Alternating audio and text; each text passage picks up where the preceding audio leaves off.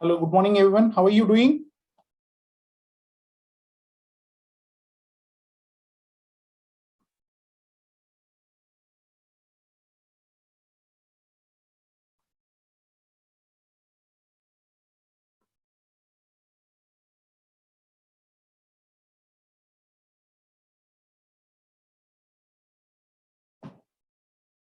Okay, guys. Very good morning. Today we'll be discussing about two topics: pre-anesthetic checkup and monitoring.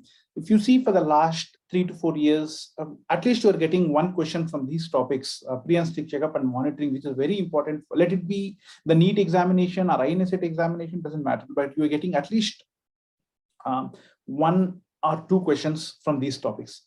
Let's say pre-anesthetic checkup. Quickly, it will be a power-packed session. What are the goals of pre-anesthetic checkup or PAC? First of all, you have to develop a rapport with the patient, and which will eventually decreases the anxiety of the patient, and it gives the information about all the medical conditions and comorbidities. You go on inquire about his present history, what are the past history, past medical history. Once you take the everything, you will get a fair idea of what are the medical conditions and what are the comorbidities he have, and at the same time, you know how can you optimize the medical conditions, and also what medications he's using, and what are the medications that can be continued, and what are the medications that has to be stopped. These are things which you have to be knowing about. And while you're examining the patient, the special attention has to be given to the respiratory system and cardiovascular system. And then airway assessment has to be done. Airway assessment is done by, come on, type in the chat box, airway assessment. This is like mostly sort of a revision kind of thing. Airway assessment, how do you do? What is the most common way? Yes, very good. Modified Mallampati. Modified Mallampati. Okay, modified Mallampati. And you have to estimate the anesthetic risk. Any patient, whoever is being taken into the operation theater, will be having certain point of risk. So they are being classified into, how do you estimate the risk? The classification which you use. Come on, type in the chat box. Very good. It is ASA physical status classification.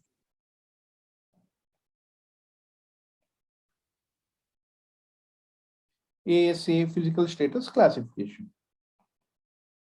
And you assess cardiopulmonary. When we will discuss in detail about this ASA physical status classification, where it will get into 6 grades, we'll discuss in a minute. How do you assess the cardiopulmonary monitoring? It is by MET score, metabolic equivalent of task score. MET score, you assess that. Okay. Then we'll be discussing about modified Mallampati grading, ASA physical status classification, and METs. Then coming to ASA physical status classification, who developed this? ASA physical status classification is developed by Mayer Sackland. And there are a total of 6 grades. Come on. What is normal healthy patient? ASA1 is a normal healthy patient or normal healthy person. So normal healthy person, when you say normal healthy person, why is being taken into the operation theater? That means without any comorbidities. For example, a young adult male suffering with appendicitis being taken into the operation theater. What is 2? ASA2 is a patient with mild systemic disease.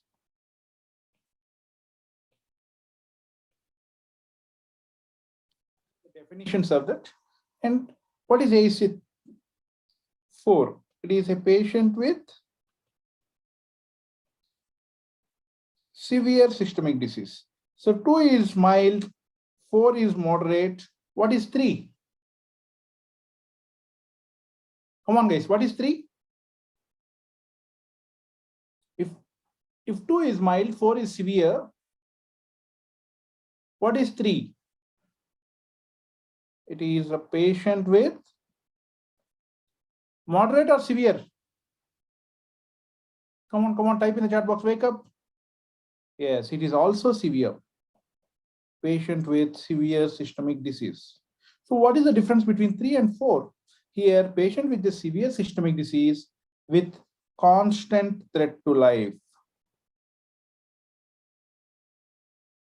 Constant threat to life. This is the difference between ASA3 and 4. And ASA5 is a moribund patient who is not expected to survive without operation. Who is not expected to survive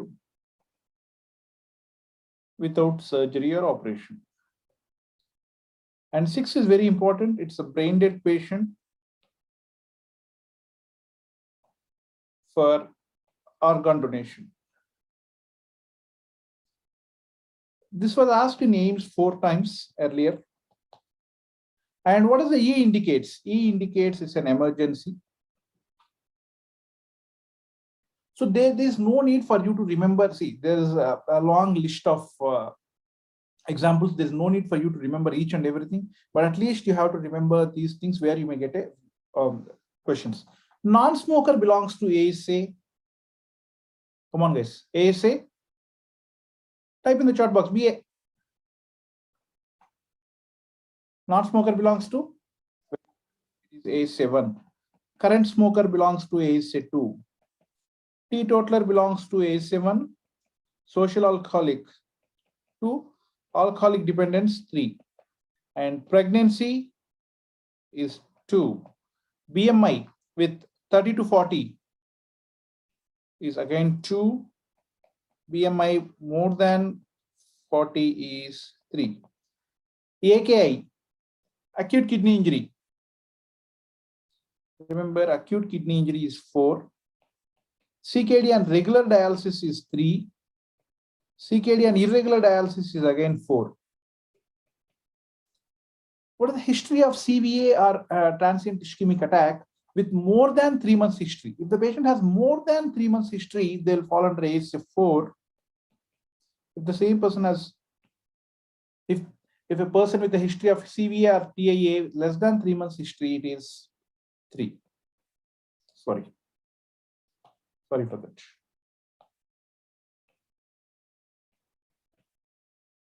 If more than 3 months is 3.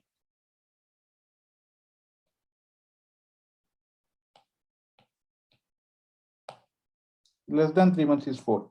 Because as it is the less duration from the time of attack from the surgery, so the chances of risk increases, the morbidity and mortality. Basically, ACE physical status classification analyzes the morbidity and mortality percentage. And sepsis is again 4. Multi-organ dysfunction syndrome, MODS.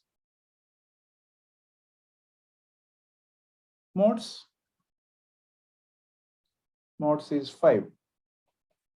So can you tell me an example of ASA5 where it mentions a moribund patient who is not expected to survive without operation?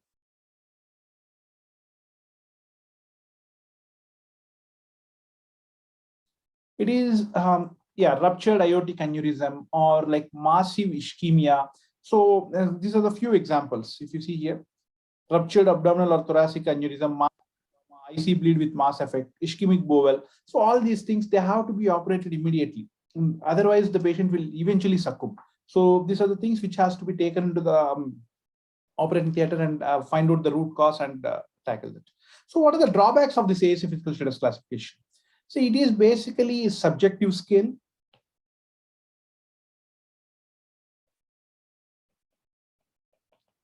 The age of the patient not considered. Age of the patient, duration of surgery, mode of anesthesia,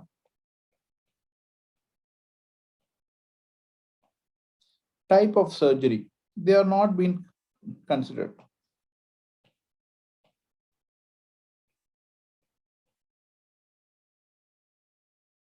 These things are not considered.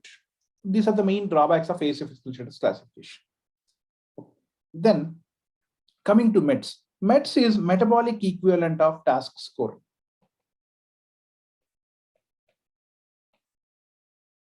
Metabolic equivalent of task score. So what does that mean? So for every action we do, we consume certain amount of oxygen. Suppose when you are sitting and listening, or when you are sleeping, and when I'm sitting and speaking, and when we are walking, when we are running, every time we consume certain level of oxygen to maintain the aerobic metabolism. So it is usually 1.5 ml per kg per minute. That is equal to 1 METS. If a person for you to easily remember, I'm not going to finer details. For a person to be said like he's fit for anesthesia in terms of cardiopulmonary assessment, he should climb at least one flight of stairs without any difficulty. So you see here, climbing one flight of stairs without any difficulty is which is considered as the person fit for anesthesia. 1 METs.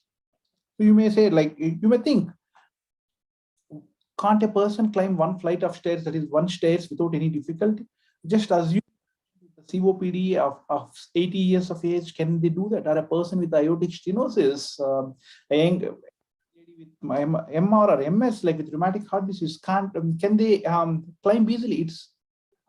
So remember, 1 METs is equal to 1.5 ml per kg per minute of oxygen consumption.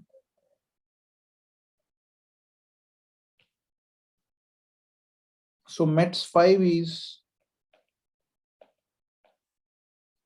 climbing. Remember only one thing, no need to remember all other things. Climbing one flight of stairs. Anything less than that, METs less than 4, not fit for anesthesia and has to be optimized.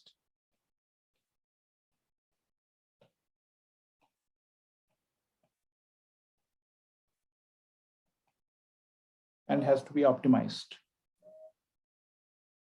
Clear? Then modified Mallampati score. Modified Mallampati score is very important.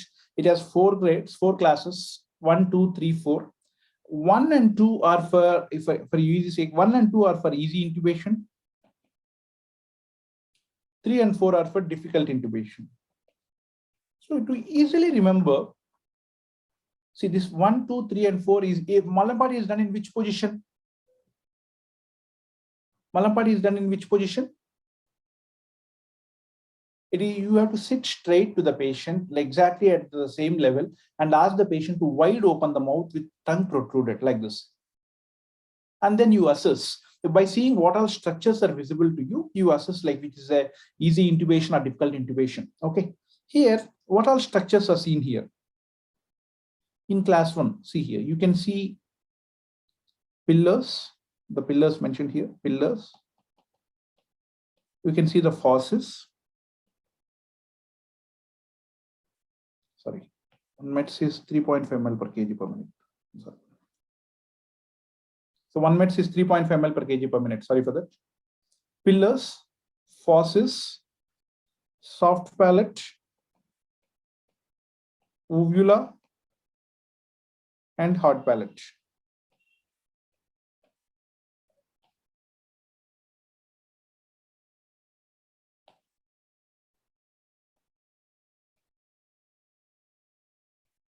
Pillars, fauces, uvula, soft palate, and hard palate. You see all these structures in grade 1. When it comes to, you see all these structures here. When it comes to class 2, what happens? You see the soft palate, you see the hard palate, you see the soft palate, but uvula, if you see this, the tip of the uvula is not seen. When compared with this, the tip of the uvula is not seen. And fauces, you can see, but you can't see the pillars. The rest of the things you can see. The uvula without the tip.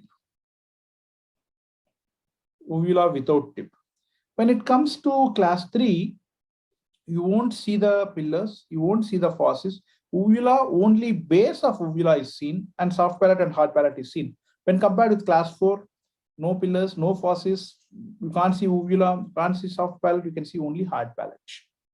So predominantly the questions will be based on uvula, that is they'll ask uvula. Entire uvula is seen in 1, uvula without tip is seen in 2, only base of uvula is seen in 3, uvula is not at all seen in 4. These are the things which you have to remember. Clear? Then 1 and 2 are for easy intubation, 3 and 4 are for difficult intubation. Clear? So it is postulated by Mallampati Seshagiri Rao.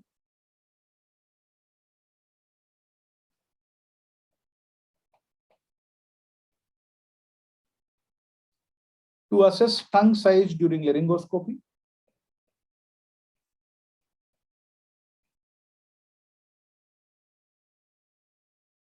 What is the position? It's done in sitting position. What are the structures visible? Pillars, fauces, entire uvula, soft palate, and hard palate. What about MMP2? Fauces, uvula without tip, and soft palate and hard palate. Then coming to 3, only base of uvula, and you see soft palate and hard palate. MMP4, only hard palate. So what happens in MMP0? Modified Mallampati 0 has been added recently. What is modified Mallampati 0? It's not into the books, but from articles. Even opening the mouth, even epiglottis is seen.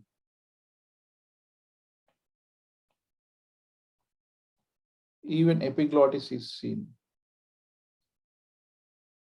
So because when the epiglottis is seen, it will become floppy. So MMP0 is also classified as a difficult intubation. So don't go into the intricacies of that. Remember, MMP0 is also difficult intubation. So MMP, you have easy intubation, 1 and 2, you have to remember. Difficult intubation, 3 and 4, also remember 0. So entire uvula is visible in 1, uvula without tip visible in 2, only base of uvula in 3, uvula not at all visible in 4.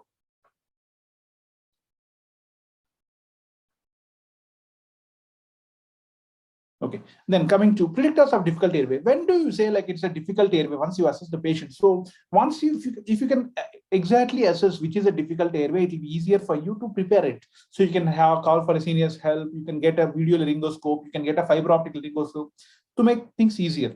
What are the predictors of difficult airway? If it is mouth opening less than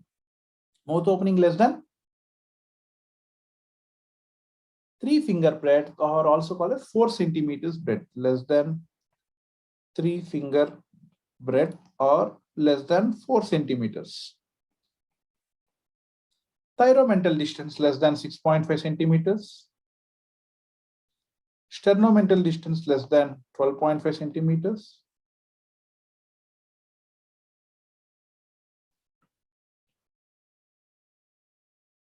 In conditions of TMJ ankylosis, post-burn neck contractures,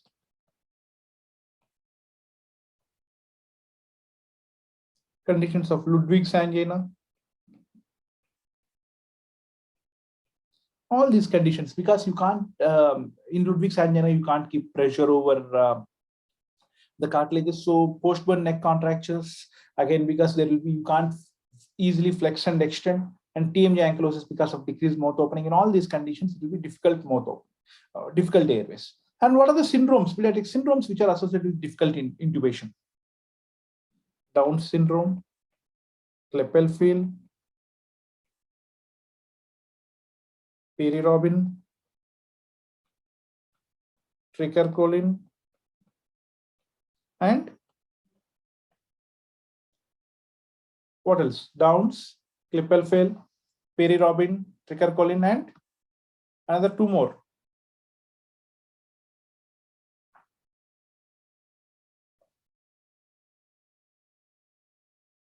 You can even get Appert, Goldenhar. Okay, these are the syndromes associated with difficult intubation. Then coming to Carmack-Lehane grading. What is Carmack-Lehane grading? Modified Mallampati is done in a supine, is done in a sitting position before the surgery, while you're doing PAC. Carmack-Lehane grading is something which you do on an operating OT table, where after the patient get anesthetized, once you insert the laryngoscope in a supine position, and you assess what are structures are visible. So this is just remember 1 to 2 extra points about this. Carmack-Lehane grade position is done in supine position. Easy intubation, if they ask 1 and 2, difficult is 3 and 4. If they want like further classification, 1 and 2A are easy intubation, 2B, 3 and 4 are difficult intubation. Remember that, don't go into the complexities. Easy is 1 and 2A, difficult is 2B, 3 and 4. You see, this is the epiglottis, this omega shaped structure, and this is the glottis. So entire glottis and epiglottis is seen in class 1. Partial glottis is seen in 2. Only epiglottis is seen in 3. That you have to remember. Partial glottis is visible in 2. Only epiglottis is seen in 3. So never the questions were asked based on Carmack-Lehane grading, but it's wise to remember a few points about that. Then another most important topic, what are the drugs to be continued on the day of surgery and what are the drugs that has to be stopped on the day of surgery? The drugs that can be continued, as when the patient might be, various patients might be using various drugs, you have to weigh like the risk versus benefit ratio. If the drug is being continued, which is going to be helpful to the patient. If he is going to stop, it's going to be helpful to the patient. And if it has to be stopped, how many hours prior you have to stop. So you have to carefully assess and then go ahead. The drugs which can safely be used, the benefit of this using these drugs will be more when compared with the risk. What are the drugs to be continued on the day of surgery? This anxiolytics, antidepressants,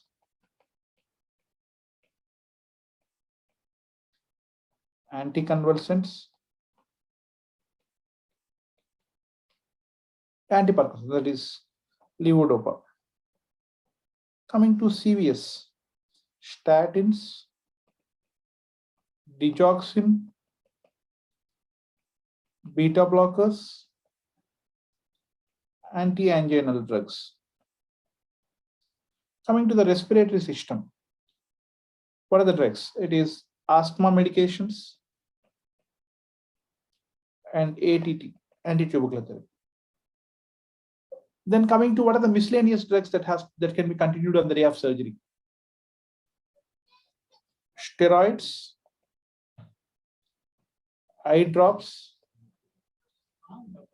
thyroid drugs. What else you can use? COX-2 inhibitors.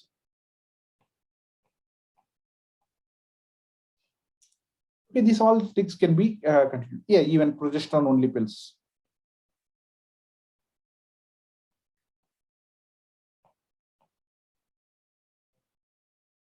Okay, this is very, very important. Anxiolytics, antidepressants, anticonvulsants, levodopa, and coming to CVS, statins, digoxin, beta blockers, anti-anginals, and respiratory asthma drugs and antitubercular therapy, and miscellaneous steroids, eye drops, thyroid drugs, COX-2 inhibitors, and progesterone pills. Then coming to what are the drugs to be stopped before surgery? See, all antihypertensives can be continued on day of surgery except all antihypertensives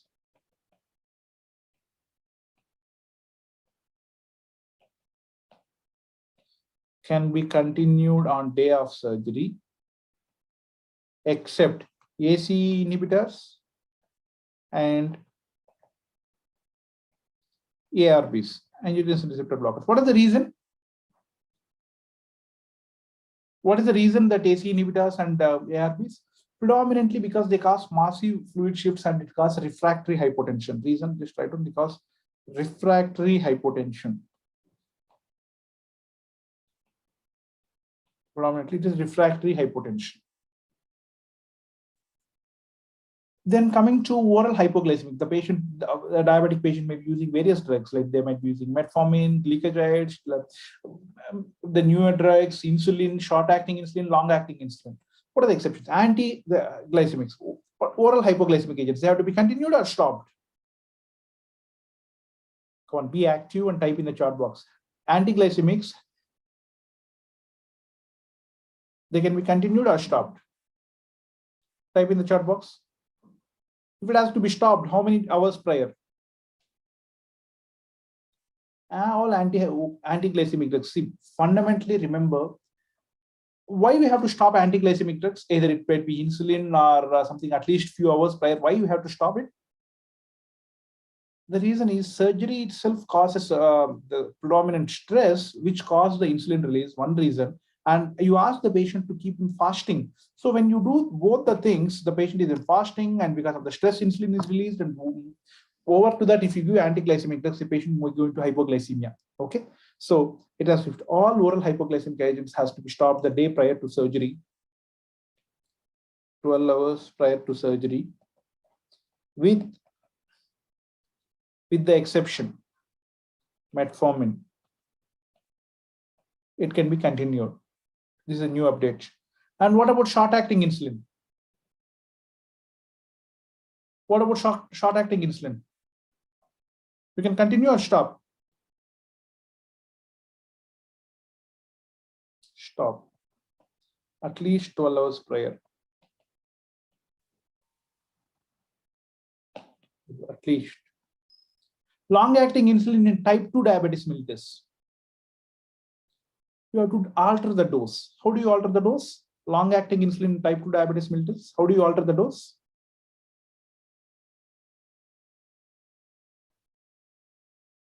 In type 2 diabetes mellitus, you have to give 1/3 dose, and in type 1 diabetes mellitus, you give half the dose. What is the reason? You have to decrease the dose or you have to stop? Because to prevent hypoglycemia.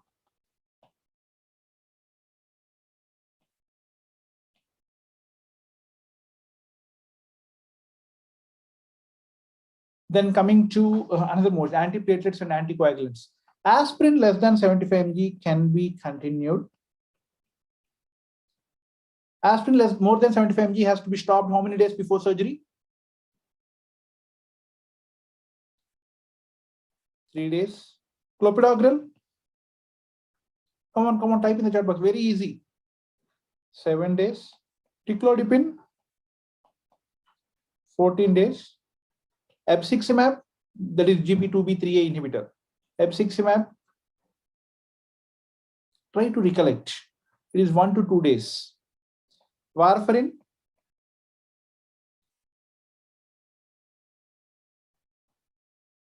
four days. Unfractionated heparin, very important. It is 6 hours. Low molecular weight heparin, if you're using a prophylactic dose, it is 12 hours. If you're using a therapeutic dose, it is 24 hours. Okay. Then coming to psychiatric drugs, earlier the MAO inhibitors has to be stopped 3 weeks before surgery, but you can't stop the antipsychotic drugs 3 weeks before surgery. So newer MAO inhibitors like selegiline can be continued even on the day of surgery. Can be continued even on day of surgery. Coming to lithium, 1 to 2 days. It purely depends upon the options you get. If you get the options of 1, 2, 3, 4, go for 1. If you get the options of 2, 3, 4, 5, go for 2. Okay. Then this was a question which I asked 4 times in AIMS during 2012 and 2013. Coming to OC pills, oral contraceptive pills, progesterone only pills can be continued. Estrogen only pills or combined pills has to be stopped 4 weeks before surgery. What is the reason? Stopped 4 weeks before surgery. What is the reason? Because it may increase the risk of thromboembolism. Increase the risk of thromboembolism. Coming to smoking.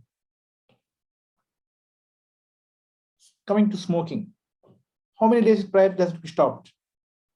Days or weeks? How many days before? At least 4 to 8 weeks, because that's the time it at least need to increase the ciliary movement, to enhance ciliary movement of respiratory tract. What about alcohol? What about alcohol? At least 2 days prior to that. And recreational drugs?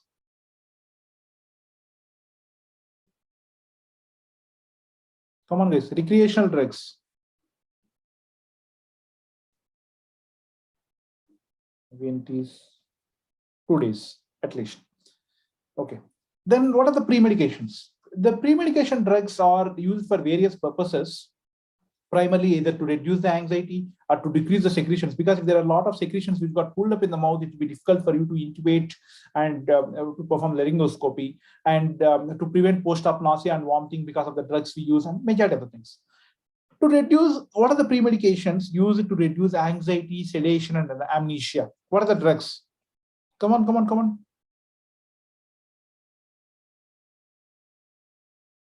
I'd given clue also.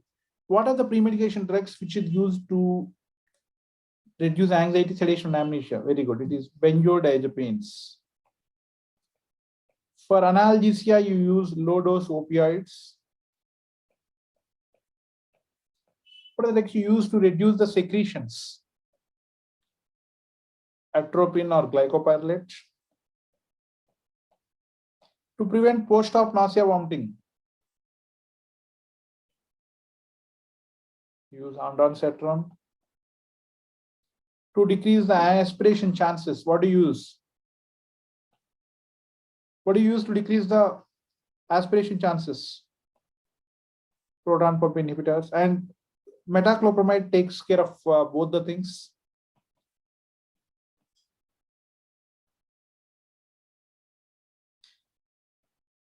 And to decrease the chance of infection, antibiotics.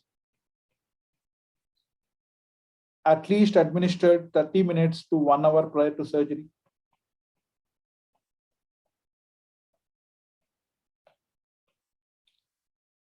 Then coming to, we keep discussing that the patient has to be fasted over for the surgery. How many hours the patient has to be fasted? It is not same for everything. Fasting guidelines in adults, for clear fluids, it is 2 hours. For semi-solids, it is 4 hours. Solids light meal, it is 6 hours. Solids fatty meal, it is 8 hours. Similarly, for children, for clear fluids, it is 2 hours. Very important, breast milk, 4 hours. Solids light meal, 6 hours. Solids fatty meal, 8 hours. Formula milk, again 6 hours. But here is the catch. In the recent guidelines, they made it to 1 hour. Unless if you have the option of 1 hour, go for that. That means the examiner wants you to know about the new guidelines. If there's no option like 2 hours, 4 hours, 6 hours, 8 hours is the option, then go for 2. So Mendelson syndrome, by after doing all these things after pre-medication, still if the patient aspirates, it's predominantly seen in pregnant women. If there's a pH of less than 2.5 and is more than, at least more than 25 ml has been aspirated, then you call it as Mendelson syndrome. Seen in pregnant women with a pH of less than 2.5 and volume more than 25 ml. Okay.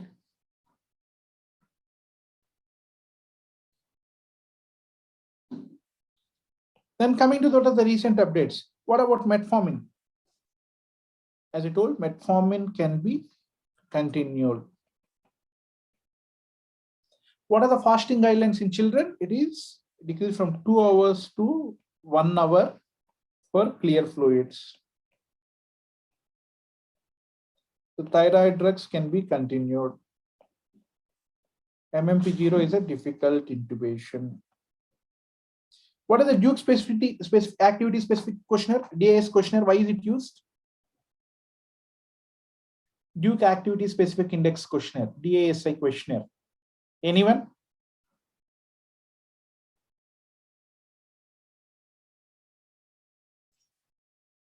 Anyone? Type in the chat box. This is basically used to assess cardiac risk and basically the anesthetic risk. Just remember one extra point.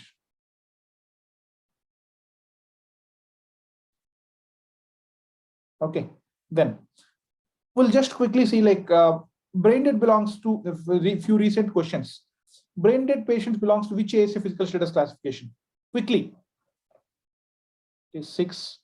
Hypertensive patient on regular medication belongs to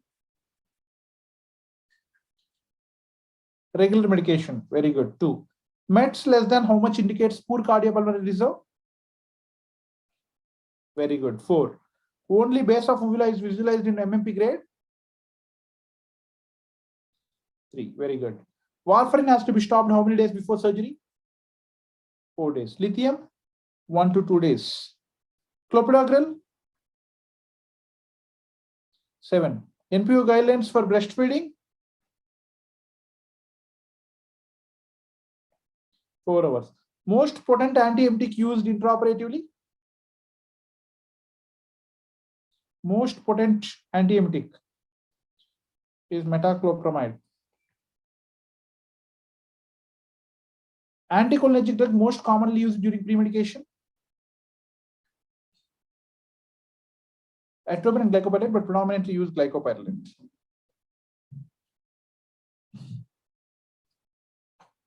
Okay.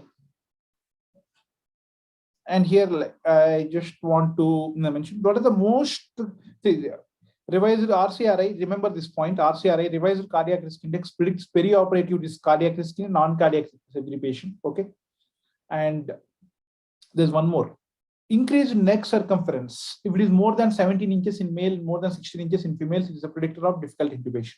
And stop bank questionnaire is used to screen patients for OSA patients. You need this. And what are the most, if they ask what are the most common precipitating drug for allergies, they are muscle relaxants. And among this, again, it is succinylcholine.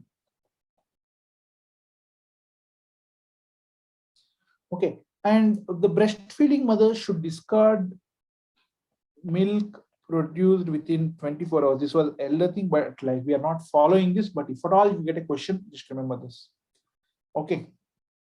Then try to answer these questions. ASA grade in diabetic patient which is under control by medications. It is straightforward 2. If it is not a uncontrolled diabetes, then it is 3. It is 3 in uncontrolled. Next question. A 5-year-old patient is scheduled for tonsillectomy. On the day of surgery, he had running nose, temperature of 37.5 degrees Celsius, and dry cough. Which of the following should be the most appropriate decision for surgery?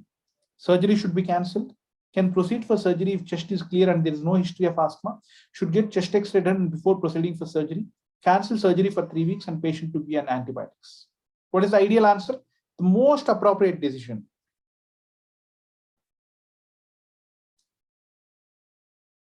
The answer is cancel. Very good. Cancel surgery for 3 weeks and let the patient be on antibiotics. See, his schedule is an elective surgery. And the patient had running nose, temperature of 37.5 degrees, and dry cough, which indicates upper respiratory tract infection. So it has to be in antibiotics and cancel surgery for 3 weeks. So even surgery should be cancelled is the right option. You can stop there, but they are opting for most appropriate decision. And you can see, can proceed for surgery if chest is clear and there is no history of asthma. This situation comes when there is an emergency surgeries and all. Okay, then endotracheal intubation is assessed by Mallampati grading, ASA physical status grading, thyromental distance, teeth arrangement. It is Mallampati grading. Okay. Then Mallampati grading is for mobility of cervical spine, mobility of frontoaxial joint, assessment of free rotation of neck before intubation, inspection of oral cavity before intubation. It's very simple. Inspection of oral cavity before intubation. Very good. All of the following can be used on day of surgery except hydrocortisone, rifampicin, diclofenac, digoxin. So it's all about, we mentioned the group of drugs, so just careful on that. Hydrocortisone is a steroid, so it can be used. Rifampicin is an anti-tubercular drug, can be continued. Diclofenac is an NSAID. Digoxin, as we mentioned, cardiac drug can be continued. So NSAIDs usually we have to stop 2 days before surgery. Answer is digoxin. But if they had given celecoxib or COX-2 inhibitors, it can be continued. This is all about the pre-anesthetic checkup. Are you confident about the pre-anesthetic checkup?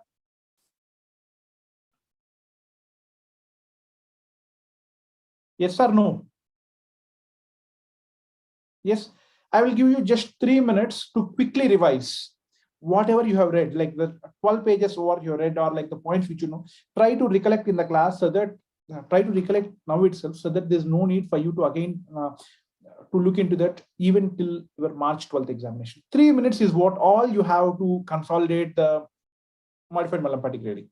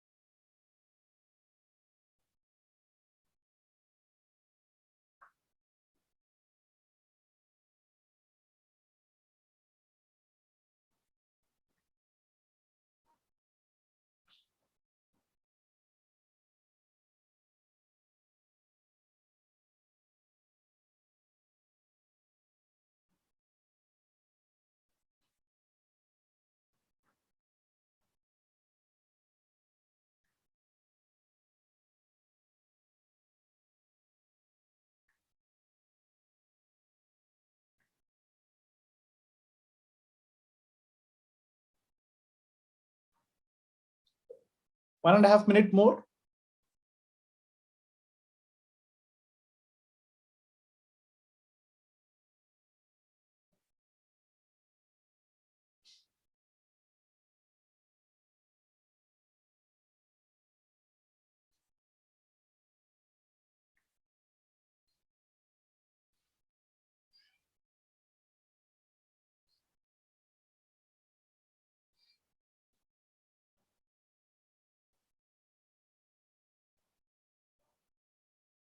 A minute more. So this is what all time you have to consolidate. You should never open again pre-anesthetic checkup.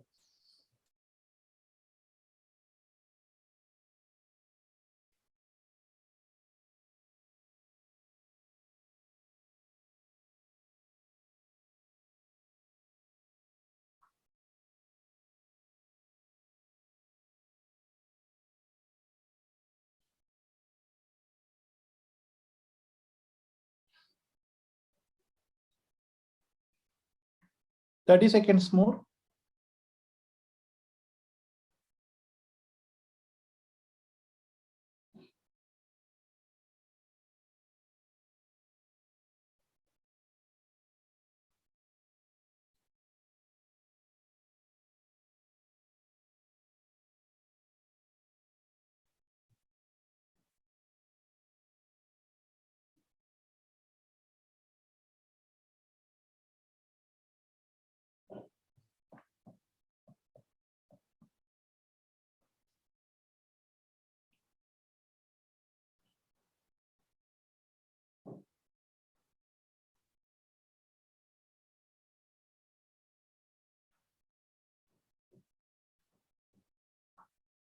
Okay, quickly. Then coming to the monitoring chapter. Monitoring is again very important chapter. Previously, we usually used to get the questions from the IV anesthetic pharmacology previously, but now it's been shifted to airway, pre-anesthetic checkup, and the monitoring. ASA standards of monitoring are based on ASTM, that is American Standards of Testing and Manual. American Standards of Testing Manual. This is also called as ASTM. See, for any patient to get anesthetized, there should be two standards. Standard one is presence of a qualified anesthesia personnel. Presence of qualified anesthesiologist. Standard two, you have to measure oxygenation, ventilation, circulation, and temperature. How do you measure oxygenation? If you see this is how the new age monitors looks like, where it measures the heart rate, saturation. This is arterial blood pressure. This is something called NIBP. That is non-invasive blood pressure. You tie a cuff and you measure. That is probably let it be 110 by 58. But this is arterial blood pressure. Every second you keep tracking it. And this is isoflurane, the inhalation agent, how much concentration is there. This is EtCO2, end-tidal concentration of oxygen. That it measures the ventilation. Here you measure the temperature, how much oxygen is going on, the nitrous oxide, any other inhalational drug, the respiratory rate, the pulse pressure variation, the pulse rate, any ST elevation. You can select the leads, ST1, ST3, you can measure that. And MAC is minimum alveolar concentration. All these things can be measured. Okay. Among this, oxygenation can be measured through SpO2, ventilation with the help of EtCO2, circulation by heart rate, blood pressure, and even in the monitor, you can see the ECG. And temperature, you can obviously measure to the temperature, probe the temperature reading. This is how you assess. In olden days, before all these monitors, the clinical monitoring, by seeing the color of the skin, what do you tell? Like oxygenation, if it is getting cyanosed, if it is getting blue, then it shows oxygenation is a problem. Breath sounds, ventilation. Rise and fall of chest, again the ventilation. Pulse rate, you assess circulation. Sweating and lacrimation, urine output signs, again indicators of circulation. And then touch, it indicates the temperature. Then coming to cardiac monitoring. ECG, the single most important lead to detect arrhythmias is, come on guys, single most important lead to detect arrhythmias. 2. Very good. Single most important lead to detect ischemia is V5. Lead 5 alone can detect ischemia up to how much percentage? Come on, guys. Lead 5 alone can detect ischemia up to 75%. If you have both V5 and V4 leads available, you can detect up to 96%. If you have 3 leads available, if you have the 12 lead ECG where you can see both V5, V4, and V2, you can detect up to 99%. And this is the monitoring. This is what normally you do. Under anesthesia, you attach a cuff and you keep the interval 5 minutes, 10 minutes, and it continuously takes the blood pressure. This is based on oscillometry. And this is where you insert the arterial cannulation. Radial artery is the most commonly used. Radial artery cannulation is done. And you measure, this is from the radial artery cannula. Here you see the transducer probe and you can see the arterial waveform. So non-invasive blood pressure, it is measured on the principle of oscillometry. Invasive blood pressure, the principle of Wheatstone bridge. Wheatstone bridge principle.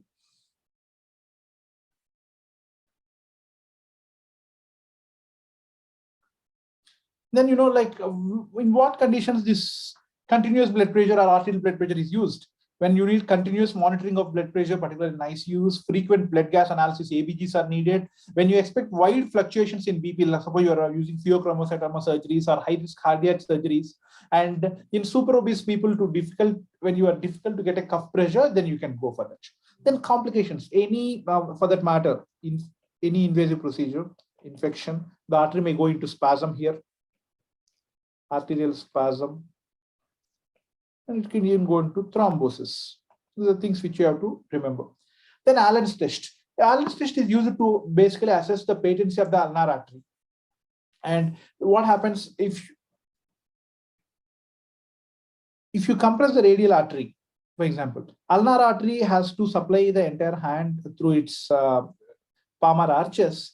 But if there is a clot or like some problem with the ulnar artery, what happens if you are blocking the radial artery and even ulnar artery is blocked because of the some pathology inside? So what happens? The hand may go into ischemia and sinus, and like it goes to ischemia, and there won't be any perfusion for that. So before doing a radial artery cannulation, you have to assess whether the patency of ulnar artery with the Allen's test. To assess patency of ulnar artery, so you usually remember, if the perfusion occurs less than 7 seconds, good to go for radial artery cannulation.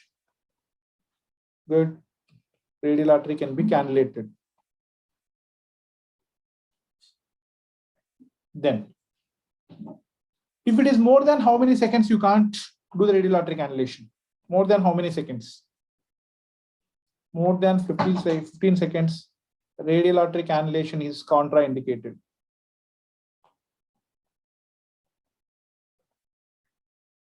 Okay. Then coming to transesophageal echocardiography. Transesophageal echocardiography is something where rather than doing transthoracic echocardiography intraoperatively, you insert this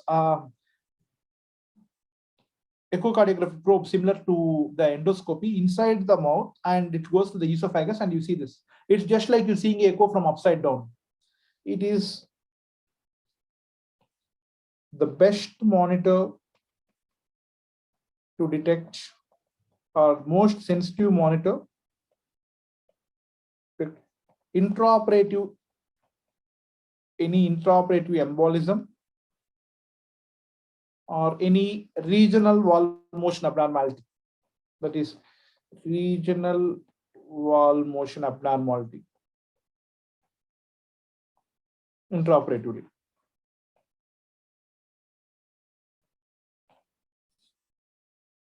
Okay. Then coming to pulse oximetry, you might have used this particularly in the last 2 years. Everyone might have been very familiar with the pulse oximetry because of COVID. Pulse oximetry measures, what does it do? Oxygen saturation. Normal oxygen saturation is 98 to the 98%. What is the principle on which it works? Come on, guys. It starts with B. Come on, come on. What is the principle on which saturation probe works? Beer-Lambert's law. Okay. And oxyhemo, why is it used? To measure the oxygen saturation, as we mentioned. Oxyhemoglobin absorbs more of infrared light at 960 nanometers and deoxyhemoglobin at 660 nanometers. This is not, you read in physiology. This is very important. What are the conditions where pulse oximetry readings are not affected, where they show decrease in SpO2? Here, if it is 99%, it shows as 99. It doesn't matter. Decrease in SpO2 is seen in which conditions? Where when the saturation is, what are the conditions? Like even it might be, the patient might be having 99%, for example, I'm just showing. It may show 92 or it may show 90. What are the conditions it will show? Pulse oximetry conditions are unaffected in fetal hemoglobin and bilirubin.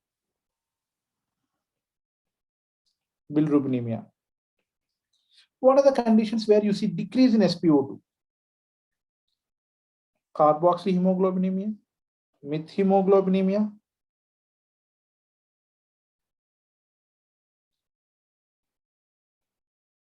poor peripheral pulsation,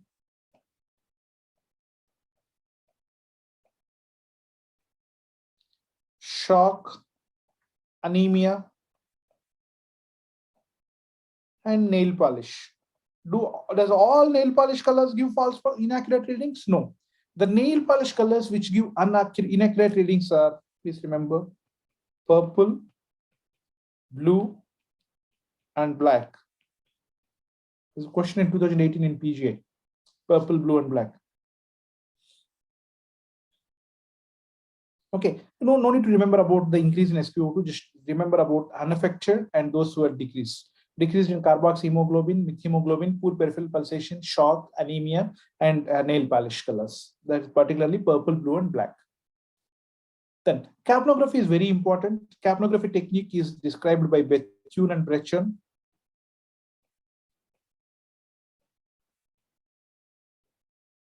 And again, the principle is infrared.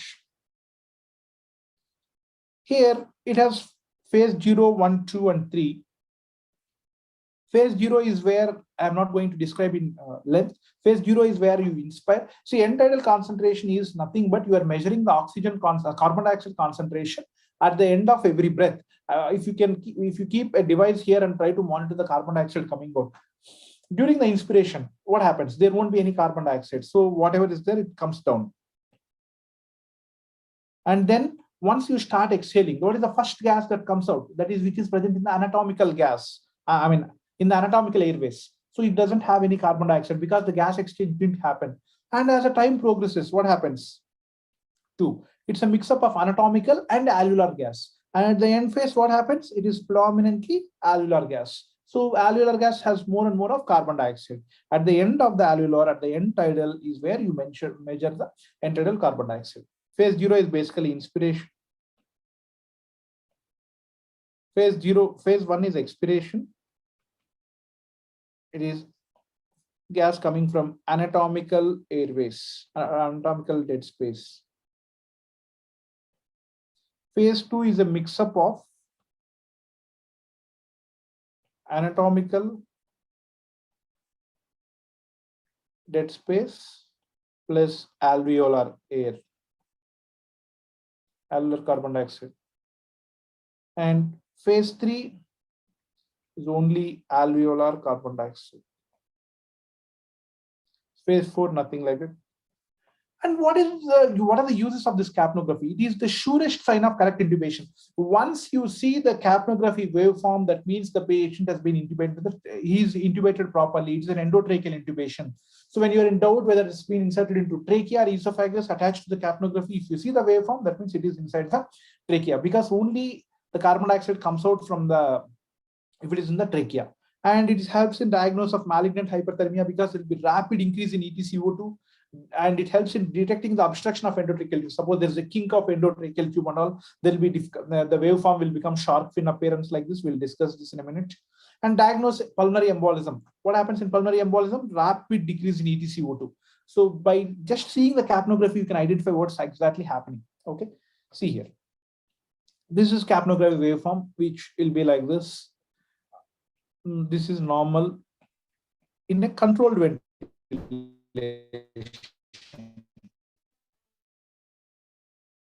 That is through the ventilator, controlled ventilation. And this is again, this is also normal. This is in spontaneous ventilation for you and me. When someone keep a capnography waveform, it looks like this. Normal in spontaneous ventilation. So this is characteristic. This shark fin appearance, this shark fin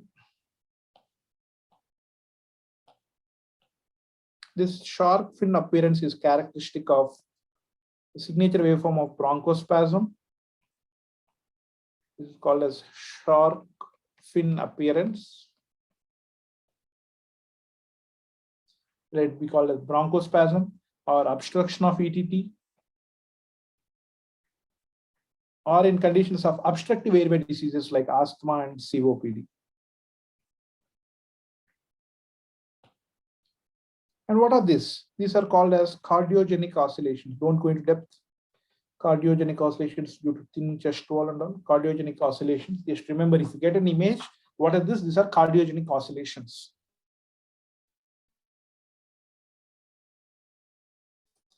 And then, rather than the normal waveform like this, so what does that indicates?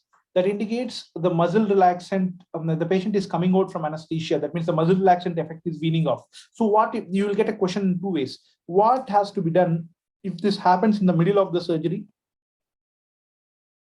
What will happen during the end of the surgery?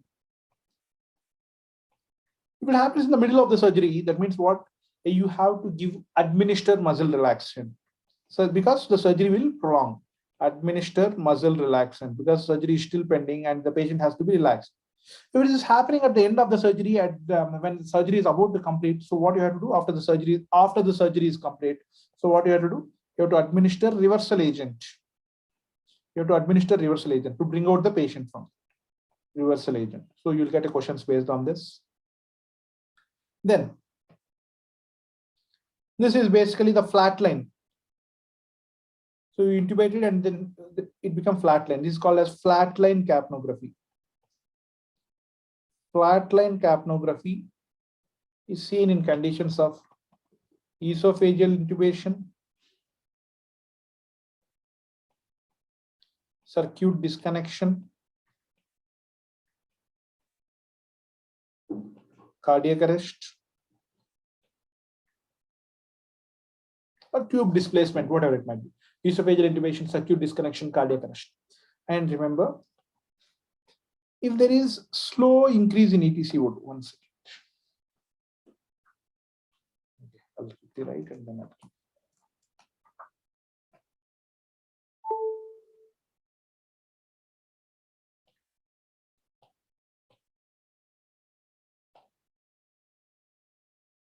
If there is slow increase in ETCO2, what does it indicate? When there is a slow increase in ETCO2, what does it indicates? Slow indication, it indicates hypoventilation.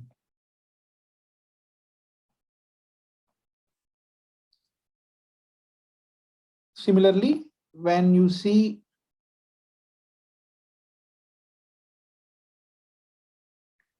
slow decrease in ETCO2, it indicates hyperventilation. This capnography is a very, very important, hyperventilation. When you see rapid increase in ETCO2,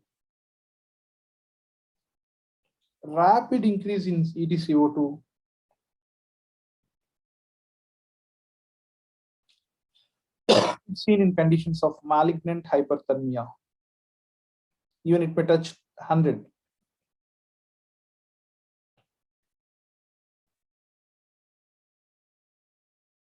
Rapid decrease in ETCO2 is seen in pulmonary embolism. Okay, these are things which are very important. And a patient, suppose there's a cardiac arrest with them, and while you are doing the CPR, if they give a waveform like this, where a patient had a cardiac arrest, and when they are doing resuscitating, usually the normal capnography between 35 to 45. If it is between 0 to 5, there have been ongoing CPR. They keep trying to do it, ongoing CPR. But when they are doing CPR, suddenly if it comes like this, touching up to 20, 10 to 20, that indicates ROSC, return of spontaneous circulation.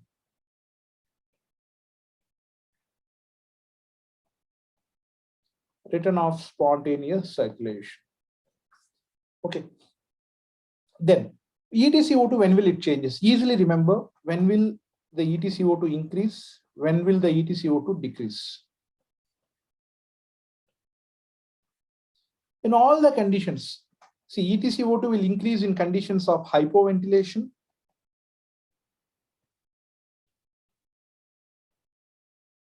or in conditions of whenever there is fever, sepsis, or increased metabolism, the ETCO2 increases. Increased metabolism, the vice versa. Decreased ETCO2 is seen in hyperventilation and decreased metabolism. So, yeah. When metabolism is decreased, like patient is in shock, when the patient is in hypothermia, so this metabolism is less, so the carbon dioxide production is also less. Very easy to remember. No need to remember all this table. Then coming to the temperature monitoring, the principle on which the temperature is measured is thermistor. Core body temperature is measured at various sites. What are this? Tympanic membrane, pulmonary artery, then which part of esophagus?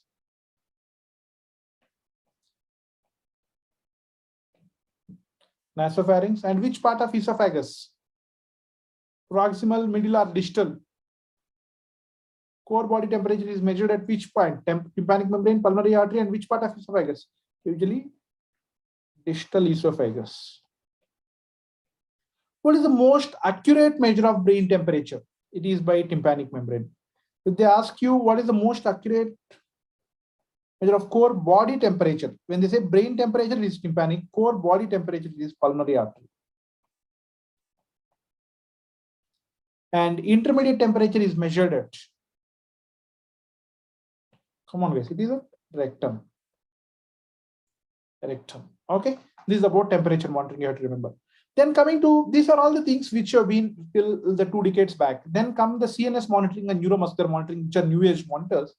And in olden days, CNS monitoring, whether the anesthetic drug what we have given has been completely useful, or the patient is completely sedated, depends upon by seeing the EEGs.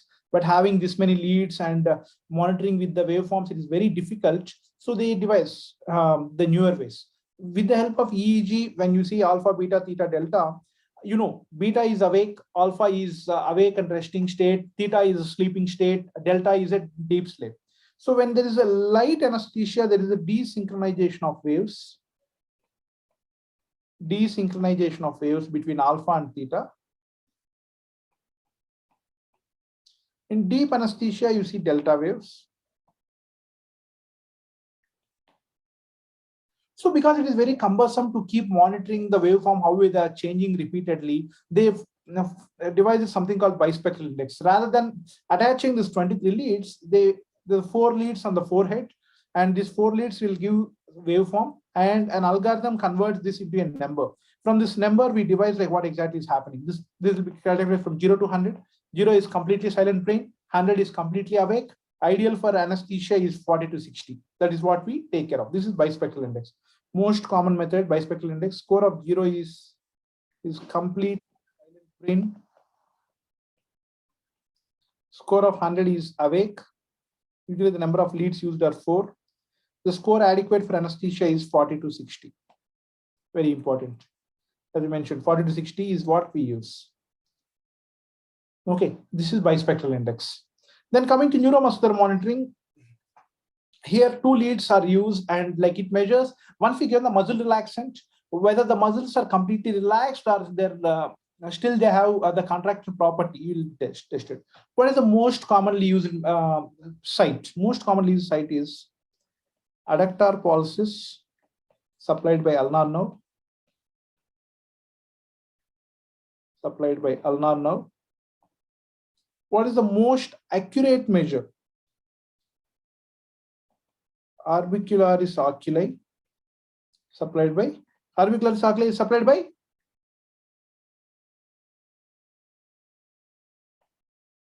facial nerve. Okay.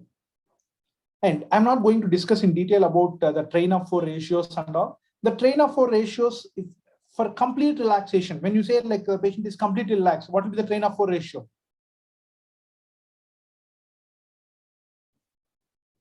Train of 4 ratio should be, come on, type in the chat box, guys. Very important. Train of 4 ratio for complete relaxation. And what is the train of 4 ratio to avoid residual neuromuscular blockade? It has to be 0 or 0.1. And train of 4 ratio to avoid neuromuscular blockade is at least 0.9. Okay. We'll discuss this when we discuss neuromuscular monitoring, which I already discussed. Train of 4 ratio is B by A. And what is the modality used to differentiate phase 1 and phase 2 blocks of sectional choline? What is the modality used to differentiate phase 1 and phase 2 blocks? Again, it predominantly helps for train of 4. So what happens? In depolarizing blocks, there is consistent but diminished response.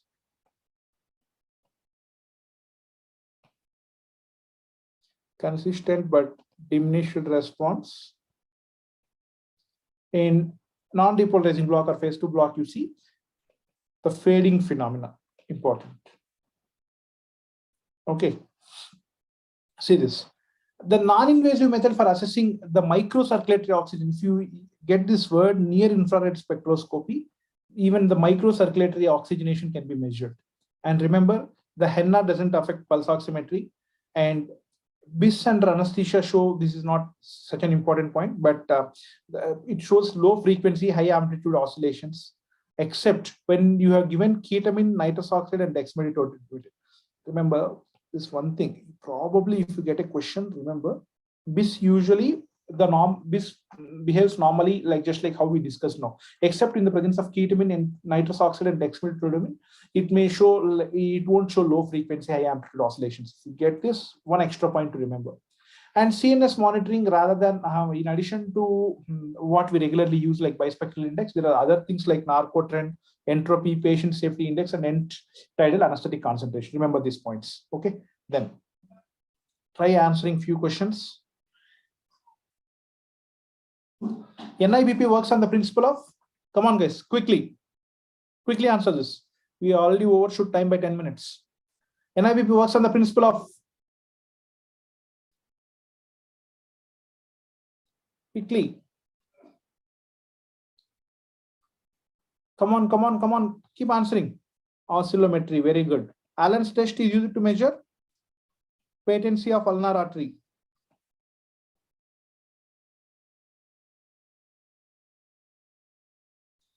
Most sensitive device to detect intraoperative air embolism, TEE.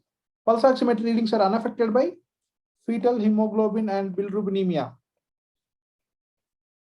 Surest sign of intubation in pediatrics, whatever it may be, it is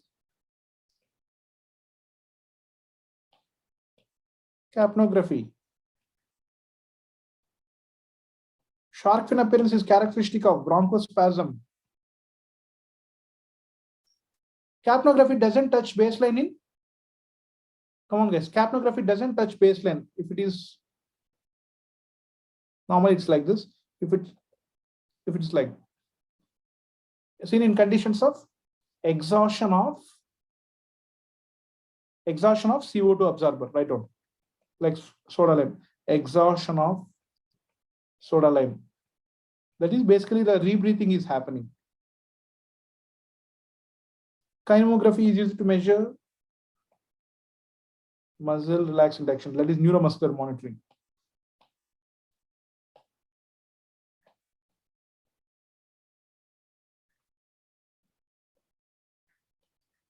Ideal site to measure core body temperature, pulmonary artery.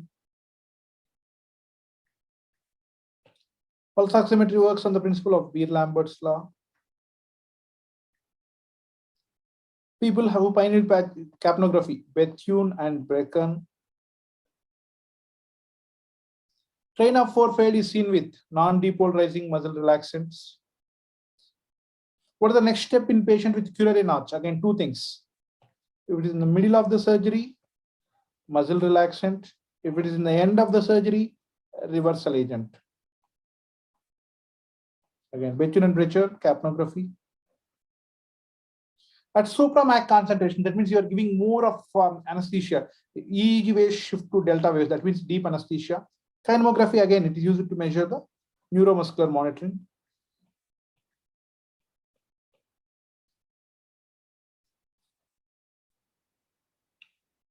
Okay, then quickly answer these questions. A patient was in surgery when capnography picture was noticed. What is the most appropriate step? Was in surgery. During the surgery, what happens? Administer skeletal muscle relaxant, check for anesthetic muscle machine connections, endotracheal tube position, and change shoulder line control. Very easy. Yes, very good. Administer skeletal muscle relaxant. Ideal site for measuring temperature during anesthesia: rectum, tympanic membrane, pulmonary artery, lower end of esophagus. As I didn't mention anything that indicates it is a core temperature, it is pulmonary artery. Very good. The name Bechtel and Brecher are associated with. Very good. It is enteral capnography. At supramax concentrations, anesthetics lead to shift of EEG wave from eventually whatever it might be, it leads to delta. But beta is basically the awake state, so it won't happen. So theta to delta is the answer. Kinemography, just now we discussed, monitoring the kinemography is used for monitoring neuromuscular function. Then an infant presented with respiratory distress was intubated. What is the fastest and accurate method to confirm intubation? Come on, guys. Very good. Capnography.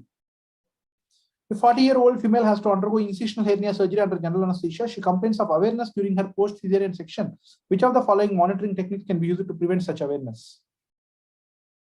Answer? Very good. Bispectral index to measure whether it should be between 40 to 60. If it is less than 40, what happens? If it is less than 40, it is deep.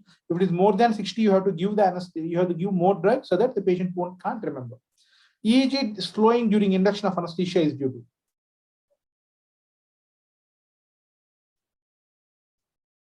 EEG slowing during induction of anesthesia is due to. Simple as that, nitrous oxide.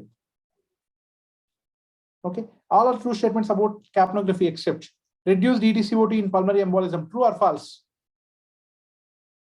True or false? True. Elevated baseline represent exhausted absorbent in circle system. We just now discussed. True. To check the confirmation of ETT. True. Curare cleft or notch represents start of spontaneous ventilation. Is again true. Just now we discussed. In malignant hyperthermia, ETCO2 decreases or increases? It increases. So this is the answer. Okay. This is all about your monitoring. Now, I'll give you quickly 3 minutes before logging off. Spend the 3 minutes, read and consolidate here itself, and then leave, and then sign off. Come on, your 3 minutes start. Are you confident about the neuromuscular, the monitoring per se? Yes or no?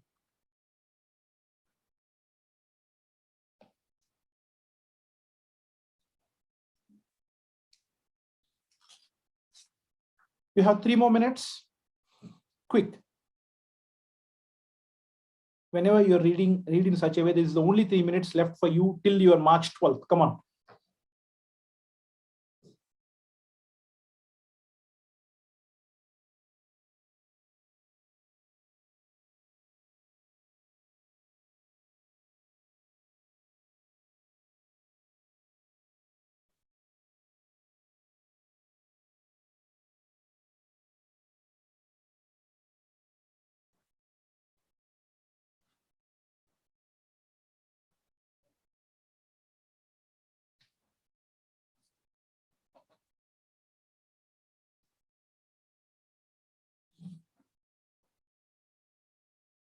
Two more minutes.